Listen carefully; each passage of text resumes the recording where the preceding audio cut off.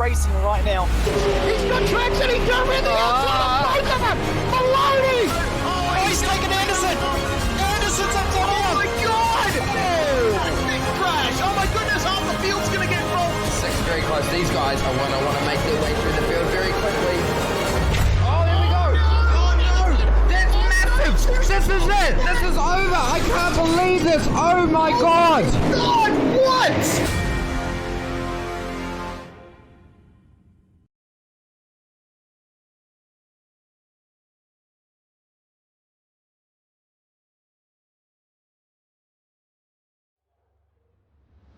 Welcome everyone to the final round of the Ozicar Formula Skip Barber Series for Season 3. We are at Spa today, as we were last night for TCR. We have run out of Britain, as we like to say, in what was a trip of the UK, but just like I did in British Formula Ford for a year, we finish off in Spa in Belgium. Thanks to Simfinity and Virtual Motorsport Mentor, we are live here on Simspeed TV as always. My name is Ryan Jones, and alongside me is David Haynes. Jay Kennedy is behind the scenes. David, looking forward to finishing off our championship here today in two races where pulling away from someone might be impossible. Yeah, I mean, I think the slipstream window is going to be absolutely massive, especially the Kemmel Straight, one of the fastest points on the circuit, but everywhere else is relatively high speed as well, and you can pick up a tow just about everywhere, especially Blanchimont, maybe towards the bus stop. All sorts of places where slipstream is normally relatively powerful in this car, it's going to be turned up to 12, dare I say. Yeah, I think you're probably right there. So it's going to be very interesting to see how this pans out. Pole position probably won't be the be-all and end-all it could often be, as we have a look at where Spa is located. Obviously in Belgium, it's just, south is that of Liège, northwest of Paris, which is all the way over in France, obviously, but pretty close together. You can see where Le Mans is as well on that screen, southwest of France and Paris, and we dive down. There it is, the famed Circuit de Spa Francorchamps, opened in 1920, been in this configuration since 2007, all 7 kilometers of it, 260 meters, the run to turn 1. Let's take a look at how they're going to line up then. For race 1, it's Paul Beatty on the pole, Nathan Verney 6/10 off him in second. Matthew Might starts from third. Sean Doyle will be fourth. Mario Vartanian and Dennis Hancock share row 3 ahead of Braden Martin and Vic Bent Velsen. And then Julian Mookie and Ira Felberg will run out your top 10, David. The rest of the grid for the season finale is Jeremy Bush, Kobe Williams, Leon Williams, Philip Howe, Isaac Summers, Cameron Cousins, Peter Wilkinson, and Race Control probably won't be taking to the grid. I hear Race Control is Nick Scraev, and if that's the case, then yeah, I really hope he doesn't take the grid, because he is better known for race control and commentating than his driving, is what the little birdie has told me, David. Track temps 40 degrees. That is actually exactly what it was pretty much in the TCR race 1 yesterday, and that was a very tricky event. But in race 2, it cooled down to about 23 degrees. So I wonder if we'll see a similar trend here today. If we do, expect maybe some different drivers to be at the front across both races. As a result of that drastically different track temp.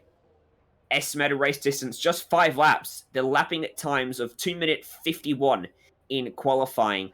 They should be able to go a little bit quicker in the race thanks to the power of the slipstream. In fact, in practice, fastest time was a 2 minute 50.2, so almost a second quicker. But that's all behind us. Now it's time for the race. The red lights come on, the revs rise, and from Circuit to Spa Francorchamps, we go racing. And a nice even start as we walk it away from the line and head towards La Source for the first time. Basie will lead us. Verney will retain second place and slot in behind him with Matthew Mites. But then comes Mario Vartanian picking up a spot straight away.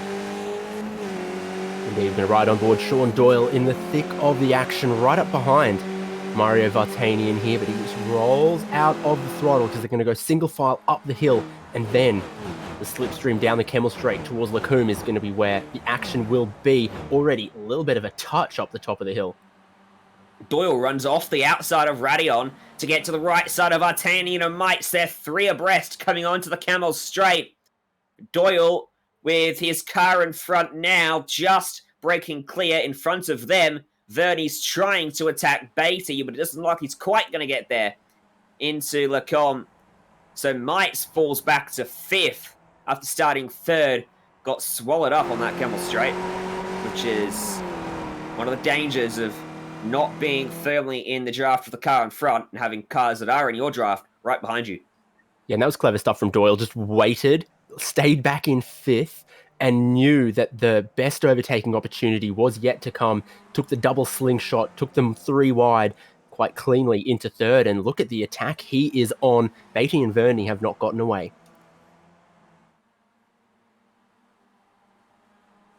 So the train for the lead is pretty much the field at the moment. Well, there's a bit of a gap behind Matthew Mites to Dennis Hancock and Preda Martin. And then, whoa, Kobe Williams, full Tokyo Drift spec. Way out sideways, loses a spot by the looks of things. From where he was, he still gained based off where he started, but man, Kobe is going aggressive early on after... Did he even get a qualifying lap? And he did, but it wasn't particularly fast. And he's just in front of Vic Bent-Velsen at the moment, right behind Mookie.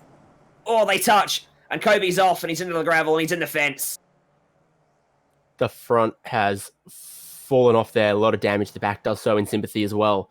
That disintegrated. Thing fell apart like it was made of toast. It did a bit, didn't it? So here's up at the front, Paul Beatty. Hopefully we can get a replay of Kobe. A little while of that big slide through the double left. I've forgotten its name. Beatty leads, but not by much.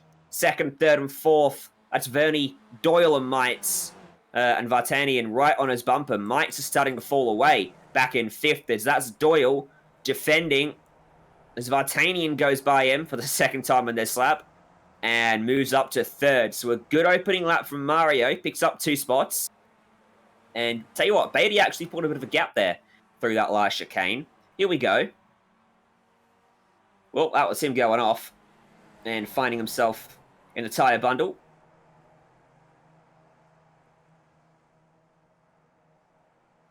Just tried to fit in a gap that wasn't really there, did he, David? Yeah, I mean, that... He'd done that earlier in the lap as well at Fania. He was trying to keep it too wide there when maybe it was about time to roll out of that one. It has not ended well for him at all. I think he might have rolled out of it, and that's why he ended up in the tyre bundle. So where that car snapped back, I'm not sure there was actually contact, was there? If there was contact, you'd expect that car to spin to the right, not the left. So curious, but his mistake for sure. Beatty having to defend, as Vernie ended up on his outside for the 2nd lap in a row. Vartanian was very aggressive in the braking zone, trying to cover off Sean Doyle. Not quite going to work. Looks like Doyle's going to roll out of it here and not try to attack him. Mites has certainly been dropped now from these leading quartet of cars. He's about 4 car lengths back, which is enough to not get the benefit of the tow that he could. In fact, maybe he's about 10 car lengths back, actually. Yeah, indeed. Top 4, top 5 looking very close. But then a little bit of an air gap backwards, and it's also broken up the field a little bit. The Julian Mookie's gone for a spin at Lacombe just before Malmedy there as well. So they're all going to stick together, but then one little mistake, one little problem has let the top 4 start to build a little bit of a gap on the rest of the field there.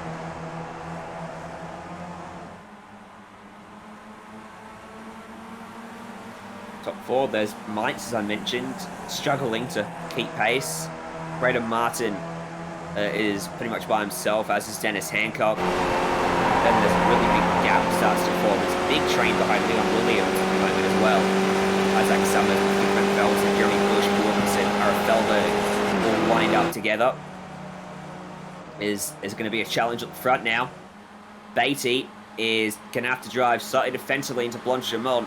That wide line from Vernie cost him initially, but it could benefit him by the time we get to the braking zone. He's going to have to cover off Vartanian, though. Very awkward spot for Vernie now, as they all edge back towards the racing line. Vernie looked pretty strong on the brakes there, but just overdone it. Oh, eyes contact, and I think Vartanian's lost a bit of his nose on the back of Vernie's car.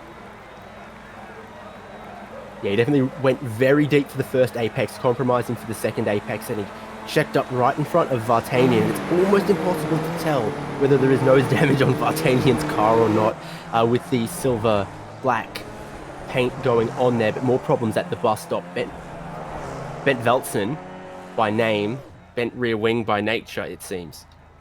Oh my god. He was part of that big group that I called out a little earlier. You can see it. Third car in line, I guess, heading in. Oh my! That car was not slowing down, was it? That was Jeremy Bush. Lost everything. Not much Ben Velsen would have done about that.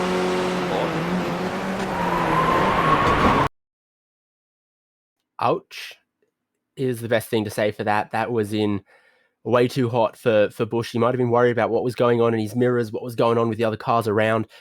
It's distracted him, and he's come into the bus stop with far too much speed. So Paul Beatty stretching his legs just a little bit now. You can see the gap that's forming. You can see it 7/10 of a second at the moment. Vernie's got to be a little bit careful that he doesn't let this get out any further, because he's going to lose that toe. And well, you'd imagine that Doyle and Vartanian are going to gobble him up down the Camel Straight, or even through Blanchimont. Yeah, certainly. Now 9/10 of a second. Vernie and those behind could be just suffering a little bit at the point of the race. There was a little bit of contact, just the tiniest bit of a rub earlier on. Might be just hindering them a little bit, helping Beatty, who has 9/10 of a second. And here's defense from Vernie through the right-hander. Then he's going to try and park it in front of Doyle. Lead's gone. Yeah, it's like Watkins Glen the other season, just all over again. Yep, so the leader's gone now. They're going to battle for second. You can see as well the damage on the front end of Vartanian's car, missing his nose cone. Pick it up on another angle in a minute, but this is going to be a little bit interesting. Doyle on the outside, Vernie on the inside towards Blanchimont, a high-speed corner. In these cars, it's not quite as dicey speed, but the rear end wants to step out, and that was a glorious undercut from Sean Doyle there to get to his inside. But was he in the right place for the chicane? He could be. How about this, over the curbs? Sean Doyle takes it away, and Vartanian, best run of them all, left 3 wide for second place here. Gap at the line to the leaders, blew down to 2 seconds. And that's Matthew Might's music. He's joined the party as well, as they make it just 2 wide into La Source. We're trying to go around the outside. Vernie, I think, uses a little bit of the camber on the inside, but doesn't get the power down, so Doyle into second. Matthew Might's well and truly booked his way into this function, though. Fastest lap of the race on that lap. Official fastest lap, that is, not including any off-tracks that people have done that have enabled them to go a little bit faster. Helps him get to this spot. Look how they close up. Heading off, Ruddy on. Doyle in trouble now. Vartanian on his right. Vernie on his left. Mike's watching on, hoping this doesn't end badly. Doyle's going to go to the back of this group now, and it's going to be between Vernie and Vartanian to fight it out in the braking zone. Vernie would go back to second place. Doyle's trying to hold third, but he just isn't going to be able to do it. And tell you what, Vernie's actually found himself a nice buffer. And as Doyle fights back on Vartanian, it might get bigger here. Yeah, exactly. So it's 3.8 seconds, as you see, for Beatty, and then Vernie suddenly not quite as worried as 3 behind need to be about lunges and attacks. Specifically from Doyle, seems to be one of the aggressive drivers in the pack. But hey, it's a white flag this time by.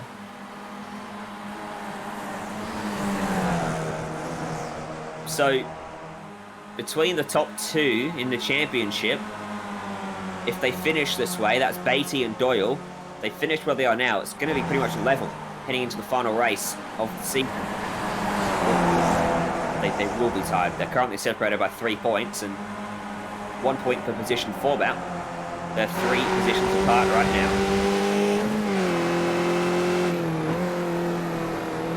Interesting implications then, and that might be what Doyle finds himself fighting for. And he's well and truly broken away. Doyle's chance of winning, I think, almost gone, but he needs to find out where he needs to be going into the final lap and going into the bus stop on the final lap, that he can grab 3rd or maybe 2nd for those critical points. It's a Blanchimont. You had a look. Nathan Verney on Vartanian. Doyle will sense an opportunity. But Verney range up on the brakes on the outside. He can really push the limits of the braking zone. When you're looking at the outside on the chicane, that almost got close to Doyle. He had to really check the car up, exiting the corner. Paul Beatty was laid down to 56.81. That's half a second quicker than he did in qualifying, and he's not got a draft. So that's brilliant stuff from him. Just got the focus, got the track position. It's perfect right now from him, having started the final lap. It's all about the battle for 2nd. Yep, that was Bader that went through. Then came Vartanian, Verney, Doyle and Mites. Is Vartanian far enough ahead? Oh, Doyle fighting hard to take 3rd place back.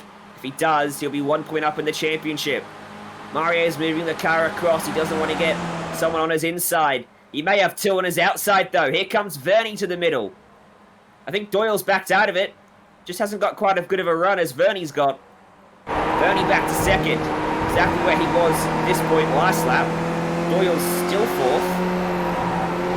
Mites is still not making any progress back there in 5th. Here they go. Doyle backs out of it. Doyle was really looking 3 wide down the hill towards Rivage, which is... I don't think there's any car other than these Skippies where that would be a viable idea on that short little shoot. Using all of the racetrack, exiting the corner, Vartanian. There's a battle behind them as well between Hancock and Martin. That one will come right down to the wire. Just 2 cars in it. Don't see them separating themselves at any point.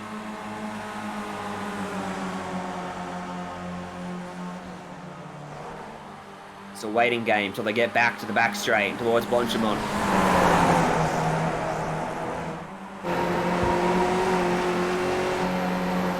Banya here. He might have been in 5th quite a while. He has well and truly kept his powder dry, watching the guys in front. As big defense from Verney means a poor exit. Doyle can't get down the inside there, surely. Yes, he does, though. That was good news for Vartanian, because that meant Verney and Doyle both were a bit slower than he could have been through that corner. And Doyle's the one getting Vartanian's draft at the moment. Mike's just sucked up to his back bumper. Now Verney's getting the draft. Now it's back to Doyle. Verney backs out of it. Doyle up to 3rd through Blanchimont. Brilliant run he's got. Out front, Beatty's well clear. He's going to win this one comfortably. Behind, in the braking zone, Vartanian's got Doyle around his outside. Now he's cleared him. What about the exit? Beatty wins. But for 2nd and 3rd, Vartanian and Doyle side by side. Vartanian's going to hang on to it. Doyle will be 3rd. It's 4th for Verney. It's 5th for Mites. So that should mean Doyle leads the championship by 1 point coming into the final race. Still some other little battles here, as we see on board from Peter Wilkinson. Leon Williams isn't quite going to be able to grab him. Cameron Cousins and Isaac Summers trading positions here over 12th and 13th, and both of them get super hot into the braking zone there. But Isaac Summers is going to grab the 12th spot. Good race, that one, to open up the final round of the championship. Let's look at our full results at the end of 5 laps at Spa. Beatty's winning margin was 6 seconds in the end. As soon as he broke that toe, he just became completely uncatchable. Vartanian wins out that duel for 2nd, with Sean Doyle rounding out the podium. Verney and Mites rounding out your top 5 as mentioned. Then came Martin and Hancock. Peter Wilkinson up 9 spots to finish 8th. Leon Williams 9th and Philip Howe 10th. Rest of the field, as we saw in 11th, Jeremy Bush in 12th, Isaac Summers ahead of Cameron Cousins. That one getting decided at the bus stop on the final lap. And Ira Felberg a little bit further behind them. After that, it's retirements for Julian Mookie, who was collected in Lacombe. Vic Bent Veltson, we saw contact for him in the bus stop. And Kobe Williams, early goings, problems at Campus and Stavelo.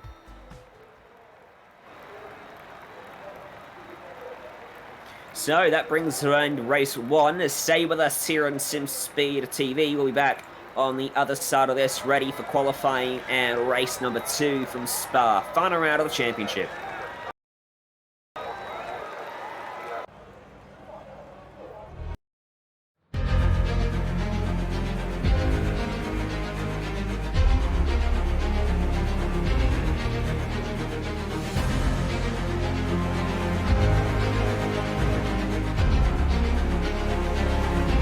Fantastic. This is GT racing right now. He's got traction. He's got rhythm. Both of them. Maloney. Oh, he's taking Anderson. Anderson's up top. Oh my God.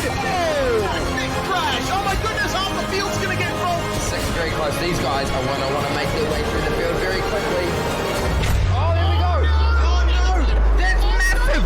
This is it! This is over! I can't believe this! Oh my God! God, what?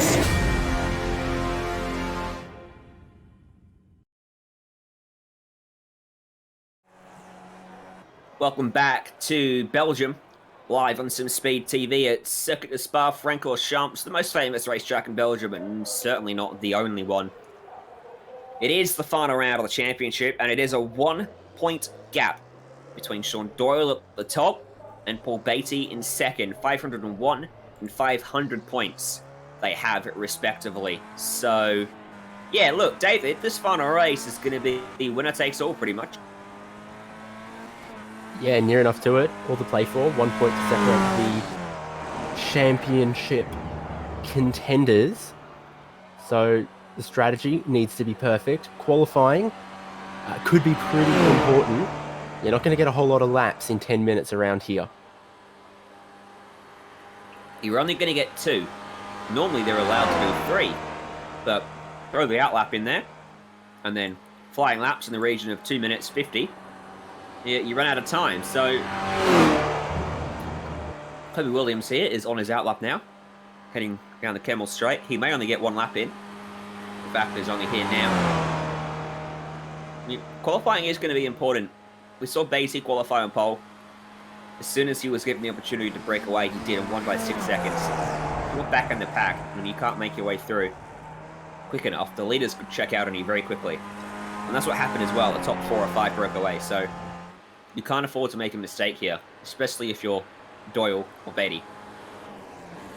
Yeah, got to be amongst the pack if you're looking for a good result, and very easily you can just end up a little bit too far back, get blocked and get separated from the pack of the leaders if you're deeper in the field. So I'd say a top 5 in the qualifying is about where you'd need to be at a minimum. Julian Mookie, is he going to get any style points for that one from Rivard? I don't think so, but he's going for some tyre temp, no doubt. Yeah. Now, the trouble is, it's so easy to mess up your lap at Spa, isn't it, David? Because, well, this track's notorious for its off tracks. Yeah, just about every corner. Exit of La Source, top of Radion, across the curbs too much or too wide at Melmedy. Rivage, I think you're safe. And then the very next corner, very easy to go a little wide across some of the painted concrete. And then, of course, Pouon, always in the middle of Pouon. Exit of Blanchimont, why not as well for good measure? And any of those, get your tyres off the defined circuit, your qualifying lap gets chucked in the bin. Indeed it does. So, Paul Beatty across the line, beginning his first final lap. Just 7 minutes left on the clock. He'll get 2 in unless he makes a mistake. Through the source, the exit there, so critical because it affects you all the way down the hill. And infectious speed through a Rouge and Radion. You've got to lift in these cars though to get through a Rouge and Radion. The way the rear end reacts is not comfortable at all. You are sliding all the way up the hill. And then try not to cut too much of that inside back there at Radion. But you've got to get on the power as early as you can up that hill so you have the great run you can get down the Camel Straight. Then you've got to eye up your braking point for Lecombe. 182 kilometers an hour this car pretty much maxes out at 183 for Beatty as he dives on the brake pedal. Tries to tip it into what's pretty much a chicane. On the right, followed by the quick left. And then you begin the descent down the hill again.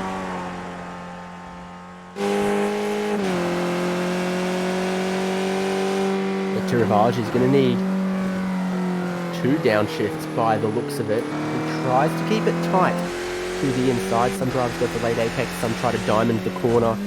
I don't know what's best. I don't know what's best in this car. But he's trying to keep it on the track, trying to keep it clean and tidy for the first lap. That's the name of the game in qualifying.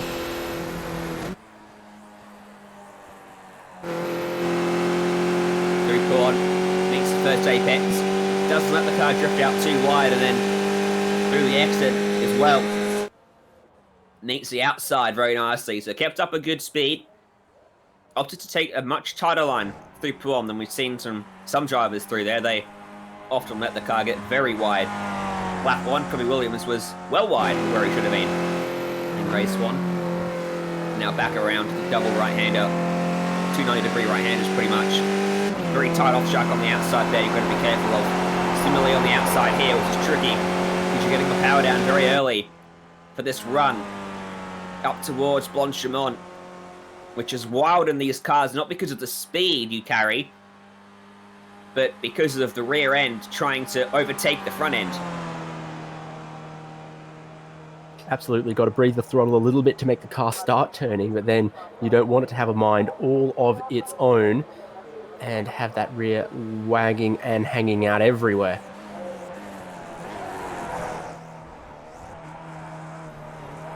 Rotation through the bus stop. Tidy with both apexes. Bit of a wiggle on the exit, but that all just sets up for one more lap here in qualifying for Beatty's the first time on the board. Consequently, time at the top of the board for the moment. But here's the man, Sean Doyle, who can stop Paul Beatty. Currently the championship leader by 1 point is Sean Doyle.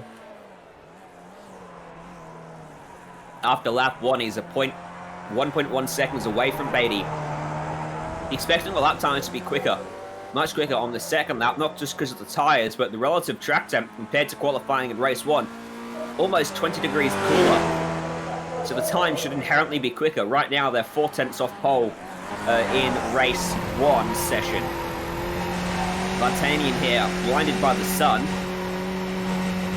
Might be his only lap. 3.5 minutes left. He's got to get back to the line in 30 seconds. That seems rather improbable. Yeah, what a big ask that would be for Mario Vartanian. I agree with you. I think the time is just going to fall short on him to get another lap in. So if there's anything wrong with this lap, that's a problem. And still, we know the second laps go faster. So, not going to be a great grid position, I imagine, for Mario Vartanian, who was really in it for the podium in race 1 there, you know? He was. We know how aggressive Vartanian is as well, especially on the opening laps. So, him down the order isn't always a bad thing, for us that is, in terms of excitement.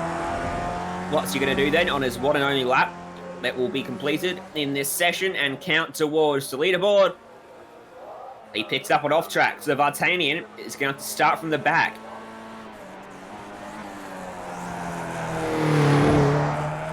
Well, that's going to make life a bit of an uphill battle.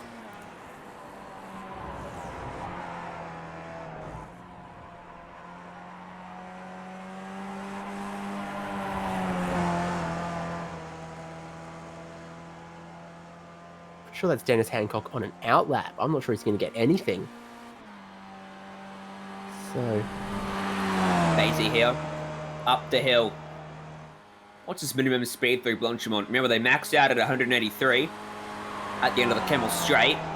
Okay, 180 through Blanchamont, and that's just tyre scrub washing off that speed. So he's flat out through there in these cars. Tyres up to temperature, so Riona was much more stable that time.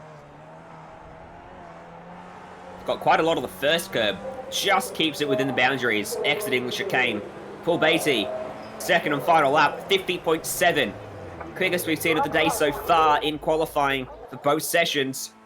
Extends his gap at the top, the pole position. Braden Martin's abandoned his second effort. He's in pit lane. Felberg crosses the line from 7th and goes up to 6th with the 52.8. Sean Doyle stays in 3rd, now falls to 4th as Kobe goes 2nd with a 51.297. Nathan Verney's 5th right now. He was part of that group at the front in race 1. What does he do now in this session? 51.7 goes to 3rd. Not great news for Sean Doyle as it bumps him down into 5th. Mookie, we didn't see a whole lot of in race 1. Race 2, how much are we going to get?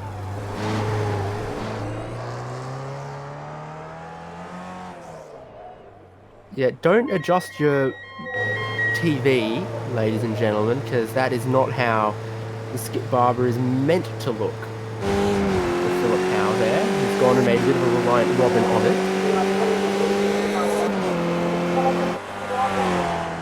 It's a drastic weight reduction scheme for him. Might affect the top speed though, a little bit. 5 seconds left. Vartanian's heading towards Blanchamont. He's not going to get there. So, in race 1, Beatty took pole by 0.6 of a second. In race 2, he takes it by 0.6 again. Kobe Williams will start from 2nd place. Nathan Verney will be off 3rd. Row 2 completed with Braden Martin. Then Sean Doyle and Peter Wilkinson starting 5th and 6th. Ara Felberg and Jeremy Bush line up on row 4. Isaac Summers and Leon Williams 9th and 10th. And then goes Julian Mookie in 11th. Philip Howe in 12th. We'll have that car fixed, I can assuredly tell you. Vic Benveltsen in 13th, then Cameron Cousins 14th. Mario Vartanian, no qualifying time in 15th. Matthew Mites, no qualifying time in 16th. Dennis Hancock, no qualifying time, 17th place on the grid.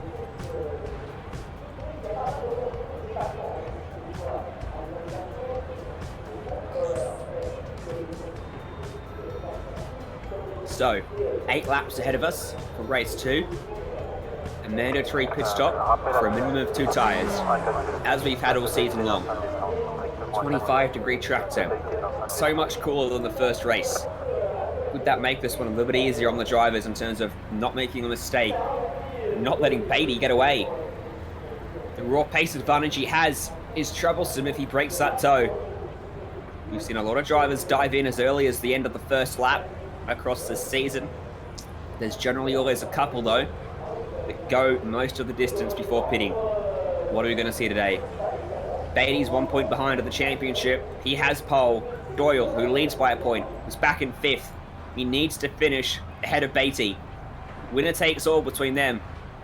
After 6 rounds of action, this is our 12th and final race in Season 3. And it is no other than Circuit de Spa Francorchamps that hosts its electric finale. Time is up. It's time to go racing one last time this season. The championship on the line. Lights on, the revs rise, and we are racing from Spa. So away we go, and a good start from Beatty. Slightly lackluster from Kobe Williams in 2nd. He's going to be under pressure from Nathan Verney. Into La Source, very tight right-hander to open the lap up. We all get through there cleanly. Kobe emerges in 2nd. Verney in 3rd, Martin 4th. Then comes Doyle in 5th, side by side for 6th, and a bit more behind them. Deep breath, breathe in for the squeeze up the hill for the first time. All clean so far, but a few drivers had to yield just a little bit more than they otherwise would have liked to slot in single file over Eau Rouge and Radion, and then onto the Kemmel Straight. All fanned out 2 wide, in some cases 3 wide. We saw that in race 1. No reason we're not going to see it again in race 2. And up front here, Kobe Williams challenging for the race lead. For the first time today, someone's got to the inside of Beatty. Williams, who crashed out on lap 1 in race 1, will take the lead away, and that is an important step in preventing the breakaway of the Beatty machine. Doyle will see that. He's up in 4th now, and will love that. But there's still a car between them in the shape of Nathan Verney. So Williams leads us down the hill through Ravage to a very deceivingly tricky left-hander, and then up towards Puan will run the famed long left-hander, double apex to get through there quickest, and it can be very tricky in the dirty air. As Williams runs slightly wide, Beatty runs even wider. Verney's going to go by him. Sean Doyle here. We'll see a spinning car in his mirror. That's Braden Martin. He's lost it and found the Armco. Out in the exit of Puon. Side by side between the championship rivals. Beatty holds on. If they stay in this position, points are going to be tied. What is the tiebreaker and who's ahead? I don't know. But it is, you know, win it or bin it kind of situation for Beatty and Doyle here. They've got to get forward to guarantee their championship. I feel like in a most wins tiebreaker, or most second places, Beatty would fare pretty well because he had a soft start to the season and then really came good to catch back up. Look at this. Mario Bartani is up to 5th. Started 15th. I told you he's aggressive on lap 1. Back at the front. Kobe leads us from Verney. Then Beatty. Kobe. Verney. Beatty. Side by side, and Doyle as well. There was contact as they tried to squeeze 2 abreast into pit lane. Everyone is in. Finally, someone stays out. Peter Wilkinson. Well, for a huge lap like this, you can count on one hand how many laps of the race it's legal to make your compulsory pit stop. Everyone has decided right now, with the exception of just a few drivers from a bit deeper in the field, Wilkinson, Cousins, Mites and Williams. Sean Doyle is in some hot water though. I think he might have been penalised for an unsafe pit in. Yep. Doyle. Well, Verney should have been too, in theory. Was he speeding? He wasn't speeding.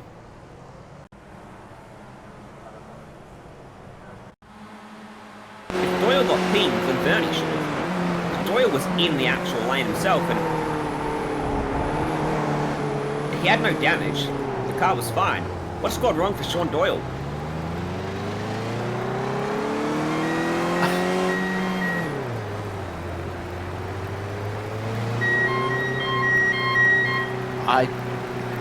I can't see much wrong with that, if I'm honest, but Doyle, you know, very long stop, being penalised, you know, rocks in his boat, it sunk his championship hopes there.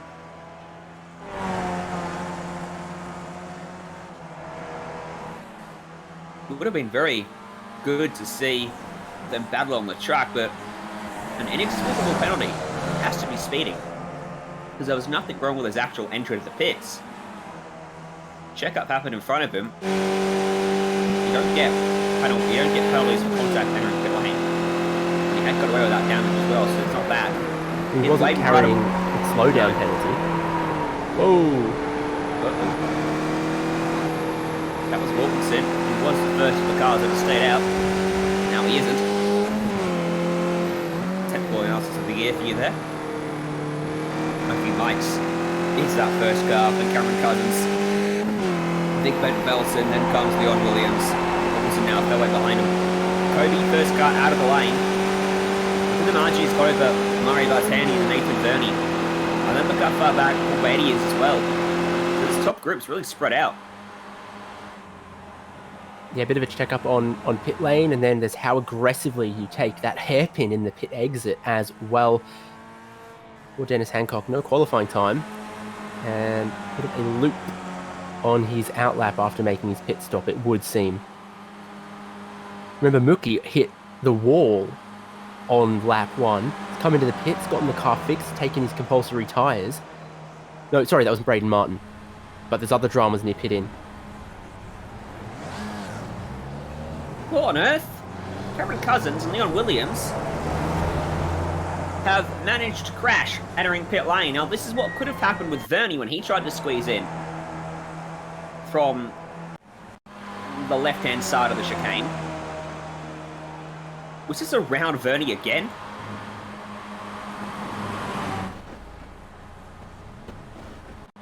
Here we go.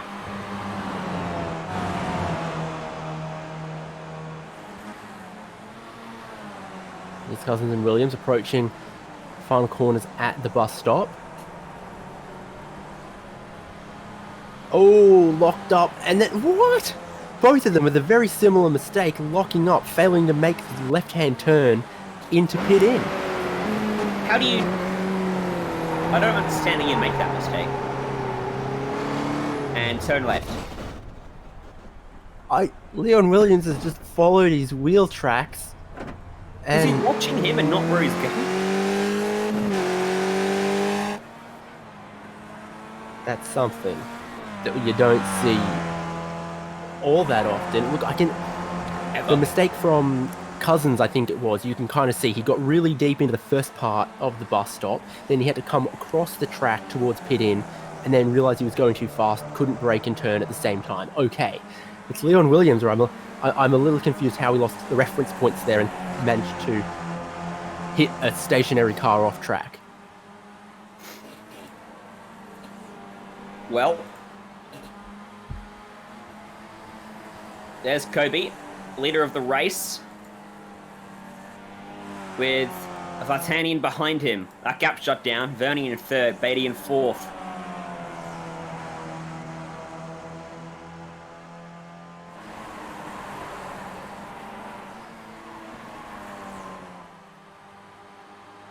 I wonder if there was a jump start penalty. I didn't see him move, but all it takes is a fraction of a second. I mean, a jump start is a jump start. If you go before the lights, that's a jump start. So that is also possible, though I didn't have any hint that that was likely or had happened. But there is a few different penalties that you would add time to your pit stop, including jump start, including not having served a slowdown, including unsafe pit in, including speeding on the pit lane. Well, he definitely didn't jump start, so that ain't the penalty. And we can probably take off unsafe pit entry as well. Must have had a slowdown. Wonder if he took too much of the first curve of the chicane. Whoa. Carrying the lockup, Kirby Williams all the way in and somehow gets it stopped and turned. This is going to be an interesting fight between two young guns, both karters in real life, with a lot of karting in the Australian Kart Championship. Now battling for the win in the Skip Barber Series. Running 4th and 5th at the moment, the top 3 still yet to pit. Halfway through this one.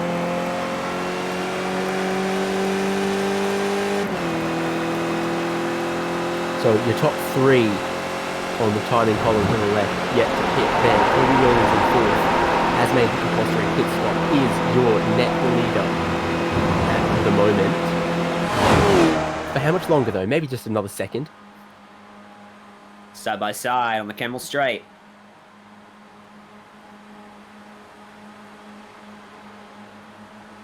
On the outside of Vartanian, looking to take it away. It's going to happen into Lacombe. Kobe doesn't want to give it up. Still they are wheel to wheel.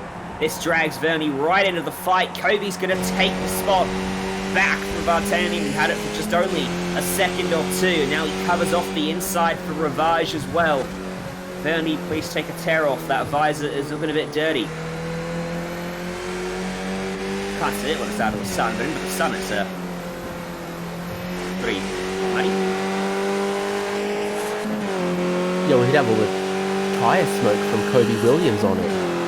Oh yeah. Not smoke itself, but the residue of rubber being Oils on the track surface being flicked up by a dragging tyre. Vartanian though, down the inside of Fania. How about that? Got the run out of Kuon and managed to get to the inside, but there. Can't hold it though. Again, Kobe's in the fight back. I'm not surprised by this fight between them. Beatty is loving this. He has gained a lot of time on this lap. See him back there in fourth. Is fourth overall. Effectively, is almost in the group. So go wheel again. Is he going to clear him before lunch? No, he's not. Don't expect Kobe to lift off there. More Vartanian. Vernie's got no idea which way he wants to go or what he wants to do. Is these two in front have, not settled down.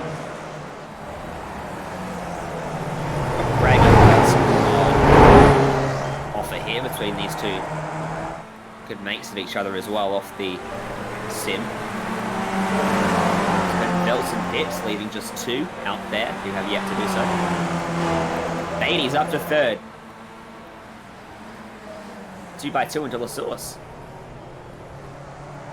Vartanian to the lead, Beatty to third. Beatty hooking that very tight line through La Source right up against the concrete. You can often find quite a bit of grip there. There's a little bit of camber to the road as well, and that let him power out up into officially 5th place. Soon become 3rd, depending on what the two in front do as well, as they have that big slip angle you mentioned up the hill. The way they're battling, if I'm Sean Doyle, not all hope is lost. I'm just going to say that. So where does Beatty go here? Does he go to the middle? Kobe on the left, Vartanian on the right. Beatty from 4th at the end of last lap to 1st by Lecom. Williams will fight this one. Beatty's going to be very careful right now. Can't afford a crash. He's 40 seconds up the road from Doyle. And did he just back out of it? Or did he get a slowdown? He falls to the tail end of the group. Tough to say if it was a common sense move there. But certainly still at the tail of the pack, lives to fight another day. Sean Doyle is out on the track and racing, but about 40 seconds delayed compared to Williams, Vartanian, Vernie and Beatty. Matthew Might's yet to pit. His gap to Kobe Williams is 20 seconds, but the pit lane times are looking around 36, 37 seconds. Anticipate that the compulsory pit stop, when he takes it very soon for Matthew Mites, would definitely feed him out about 10 seconds behind Williams. So that would put him maybe around Irefeldo, Julian Mookie, ahead of Philip Howe. We take it out of this lap. We'll take it this lap and the next lap. Williams has 10 car lengths. He's on the grass too. Looking at his mirror, baby. Drops the right sides off the racetrack as Vartanian has to defend from Vernie. Vernie will back out of it here. Gap stricken once again. Don't think he's going to be able to break away like Beatty did in race 1.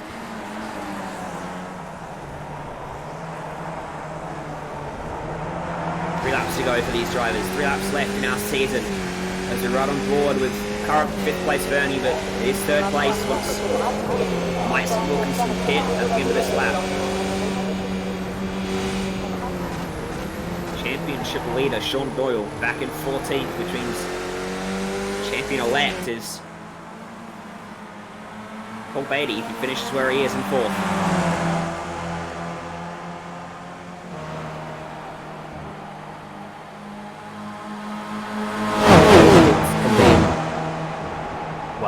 It's such a great corner up the hill there, which sliding all around. It's Radion actually. They're going to go 3 wide. They're going to go 3 wide on the Camel Straight again. Why not? That's Williams to the right, Vartanian in the middle. Huge head of steam for Vernie around the outside. They're going to crash. Nope, they're going to get away with it. I saw Kobe on the inside board here. That's going to try and put up the inside of Bernie, but no, he takes it away from Vartanian. Bernie third to first, third on this lap. 80 is hanging him back here for sure. He's not finding any time on these three now. He's just holding the margin. It's a battle for 7th between Mookie and Felberg. This is where we suspect that Mites might come out. They just switched position, and wow, Kobe getting caught up on the curb there. Couldn't get the car turned. Escaped without injury.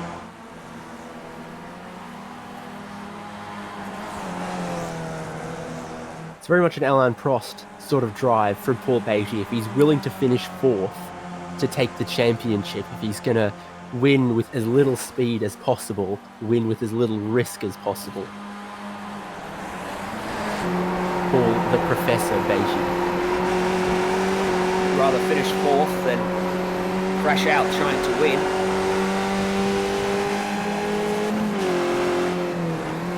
And you look at Williams and Vartanian and Bernie going 3 wide, and it's Nothing to gain for them. it's very easy to be Paul Beatty and go, you know what, let's not, walk into that lion's den. Let's not stick our hand in that particular bear trap today. Those guys are having fun. Good for them. They want to race for the win. I want to race for the championship. Bernie and Vartanian are actually fighting for 3rd in the points. Only 3 points between them heading in to this race. There's Mike's pits. Wilkinson as well. Right now, Bernie will still finish 3rd in the points, with Vartanian back there behind him. And they cycle back to the lead. Local lap from Bernie at 50.4. Courtesy of that massive run he got up Camel Straight. That's a mistake. He runs wide. Kobe doesn't want to get by him at that point. He wants to wait. But this is a really awkward spot for him now. He's right under his wheel wing way too early. He's going to pull to his left. And they're going to run wheel to wheel through Eau Rouge. And Vernie wisely backs out of it. And he's in a very awkward spot now across Radion. But Vartanian's going to gobble him up. Yeah, here comes Vartanian. It all depends on which side of the track Kobe Williams goes to the left there, which lets Vartanian continue pulling that slipstream, leaves Vernie out high and dry in the cold.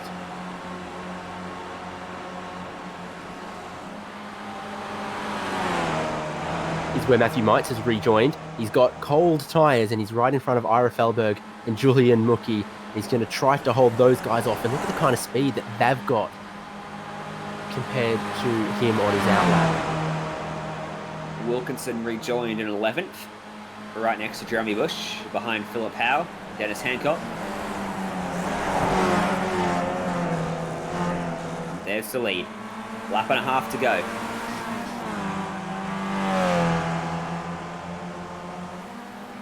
Into Puon.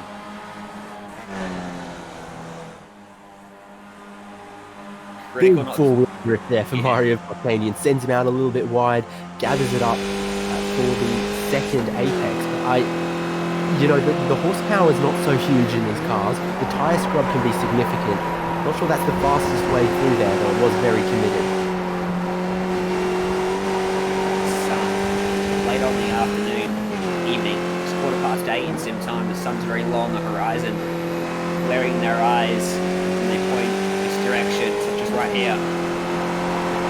But back straight, back towards the main straight, the last part of the lap. The sun is behind them now. It's a three-way fight for the win. The championship battle should be pretty much settled. Beatty in 4th is taking no risks. I suspect plenty of risks in front of him, though, between Vartanian and Williams. Here we go, side by side, towards the chicane. On the outside, brakes a little bit early, and that almost caught Vernie out. Looking for the over-under. 1 lap to go. Strategic stuff from Williams. The others are going to try and get past him on this lap. He wants them to do it early so he can pass them back on the Camel Straight. They are all far, far too wise for that. at the end of race 2 of the evening. Everyone knows where you can pass, where you can carry speed, and where you can block out your opponents. And unfortunately, I think first position right here, right now, is not quite where you'd want to be. Over Radion, Vartanian's right there. He's alongside him. There's not much Kobe can do now. Here comes Verdi. And once again, he's got the best one of them all. Vartanian's trying to squeeze him off, and he does.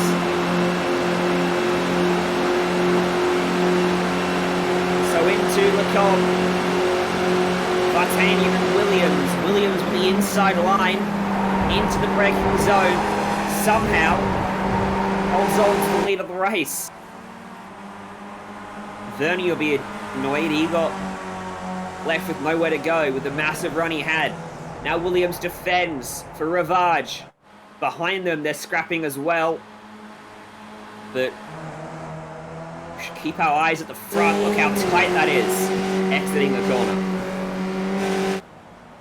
Yeah, very, very close between our leaders through Ravage.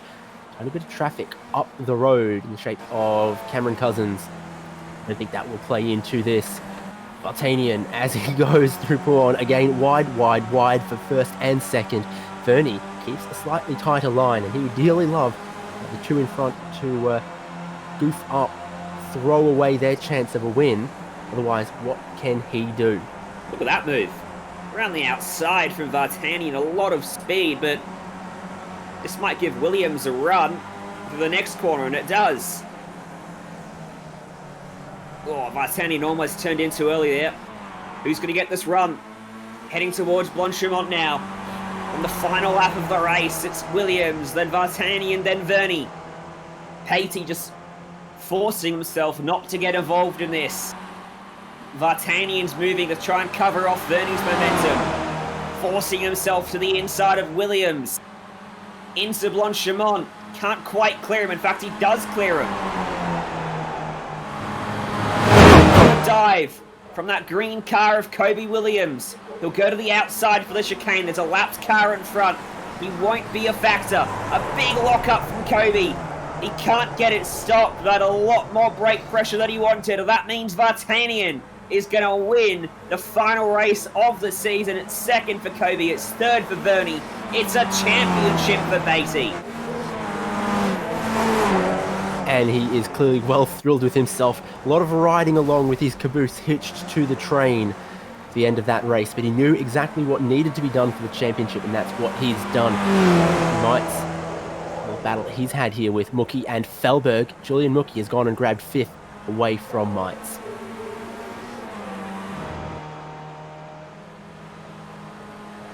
Back here is Sean Doyle. He led coming into it.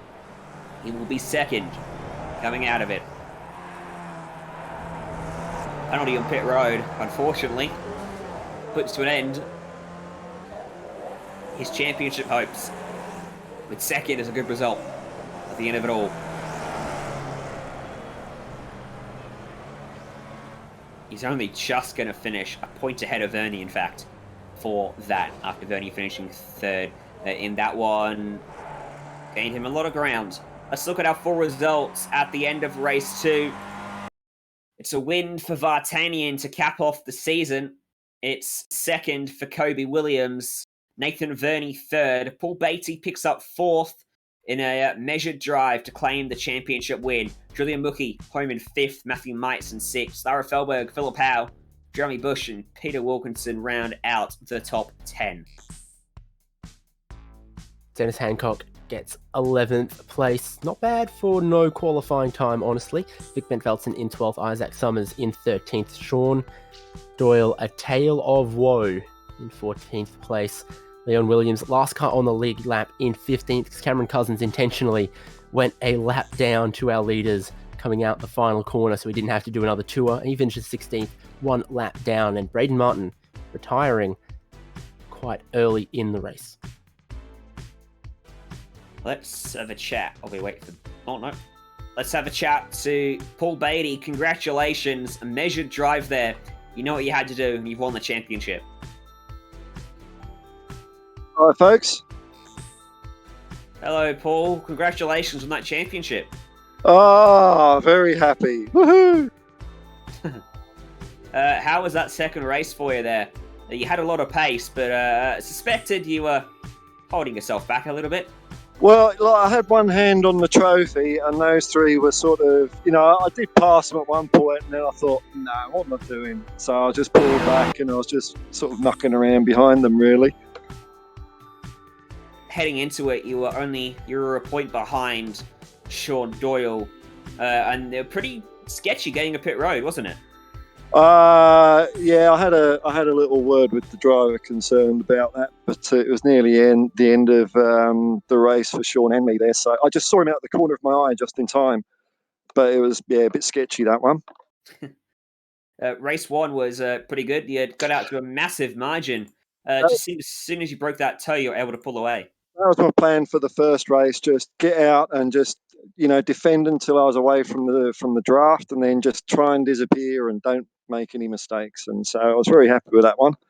And it's nice to have more than one win if you're going to be a champion, I suppose. It caps off a very good and impressive season from you. You walk away as the champion. Who do you want to thank for helping you get it done?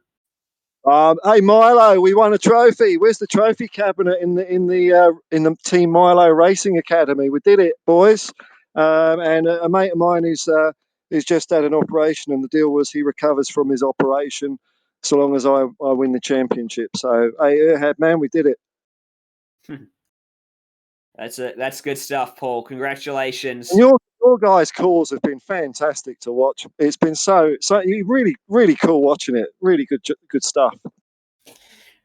Very much appreciated, Paul. It's all David, and none of it is Jay. Thank you for joining us. No worries. Thanks, man. Paul Beatty, your Season 3 champion of the Ozicar Skip Barber Series. Let's have a chat to Kobe Williams with David Haynes. Kobe, second on the road.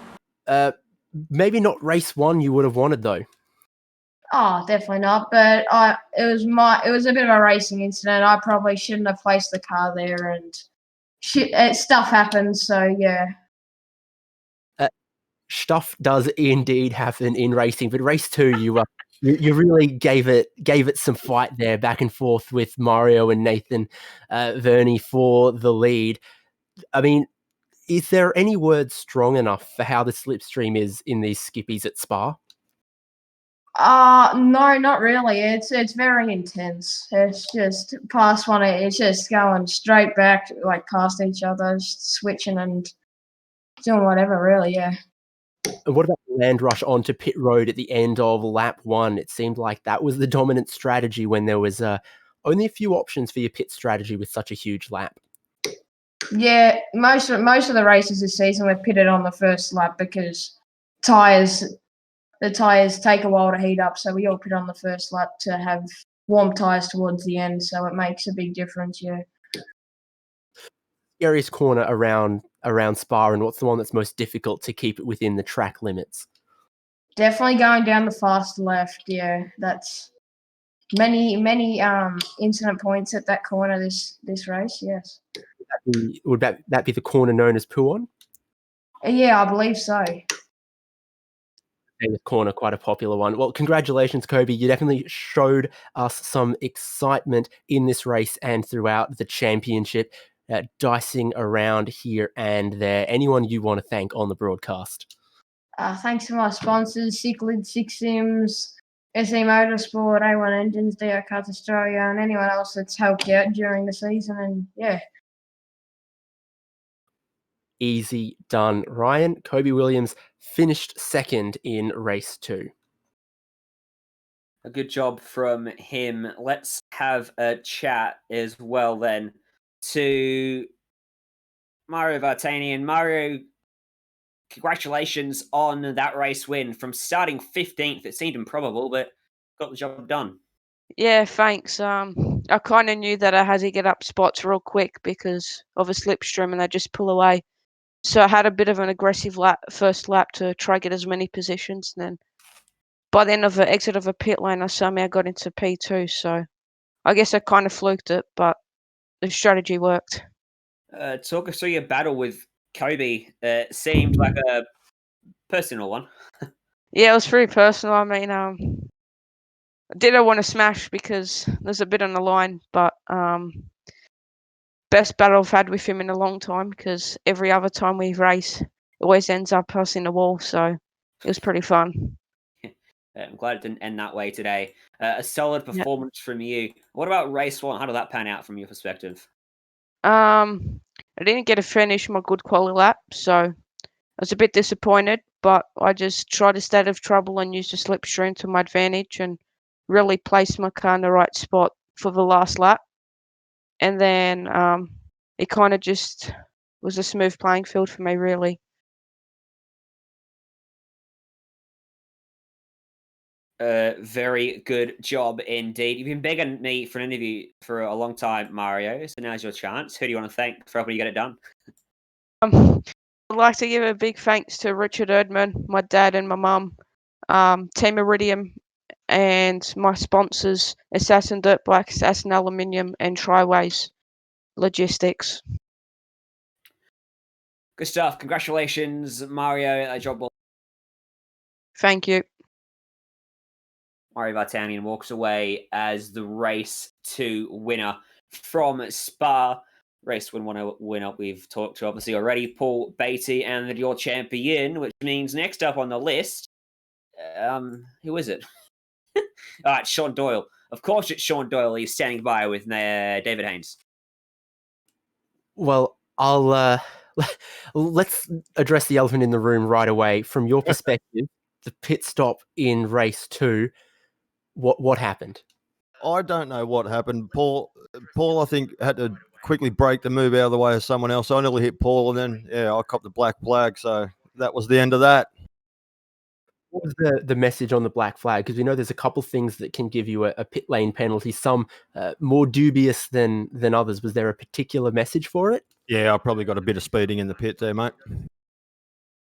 Certainly a land rush on the way into pit in, but definitely an accomplishment. All of the talented racers we've had so far in this season to be in it for a chance leading it before the final race of the season. How do you reflect on that? Yeah, I just wanted to stay steady this season. I just wanted to keep it, under control and just stick with the top boys. I was planning on top 5 every race, but some races I didn't make it. But yeah, I've had a pretty good result, I think. Tell us about the inspiration for the fighter plane livery on the car this season. Is it had you help you around? Look, that's a dedication to me pop, mate. He was in the Air Force and he just passed away this year. So tribute having him ride along with you this season. Yeah, mate. Well, thanks for joining us in the commentary booth for a little interview, a little insight into your season. Anyone you want to thank, and are we going to see you again? Oh, mate, you'll see me again. And I'd like to thank our White Knuckle, the boys over there, White Knuckle Racing, and that's about all, mate. There you have it. Sean Doyle, second in the championship. Bit of a tale of what could have been, but took the fight right till the end, Ryan. Certainly did. A good job from Sean Doyle. We'll cap off with Nathan Verney as well. Nathan, P3 in the championship. You were right in amongst the battle with the leaders at the end of race 2. Talk us through it. Yeah, it's a really good race. At the front there, I was trying to just maintain position in order to try and stay with the championship points. But it's had a good view of a battle between the 2 young guys.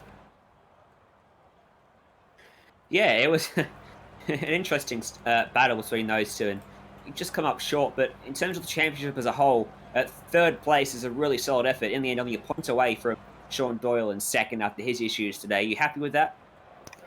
Yeah, definitely. I think I've only 2 podiums out of the 12 races. Shows my best ability is availability.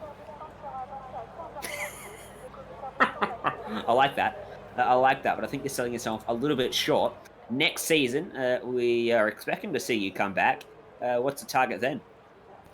Yeah, definitely like to do top 5 next season. I'm assuming that some of the quicker guys are going to do all the races. I'm just really happy with the progress that's been made from last few seasons, and I'm hoping to maintain that. But look, I wouldn't turn down another top 3 finish. We'll be wishing you the best of luck over the course of that next season. We'll see you back here. But before then, who do you want to thank for helping you over the course of this season 3? Yeah, well, just a shout out to Dennis Hancock. I know he had who was very close at the start of this round and had a couple of issues getting into the qualifying. He was doing really well all season, had a bad run last season. So first that, but yeah, I just also want to say thanks to my mate Michael Skellock for getting me into sim racing. I know he's a regular on some Simspeed broadcasts, so yeah, thanks, Mike. Good job, Nathan. Congratulations. We'll see you next season. 6. There's Nathan Verney, 3rd on the championship, 3rd in race 2 to round out our season, and that rounds out our coverage of tonight. We'll be back for season 4 of the Skip Barber Series, 6:30 Australian Eastern Standard Time, 7:30 Australian Eastern Daylight Time. Make sure to go and like Ozicar on Facebook to stay up to date with the latest information and what schedule we're running next season. Go like Simspeed Sports Network as well to stay up to date with all of our latest broadcasts. But from all of us here in the booth, from myself, Ryan Jones, David Haynes alongside me, and Jay Kennedy behind the scenes, thank you for tuning in. We'll see you next time.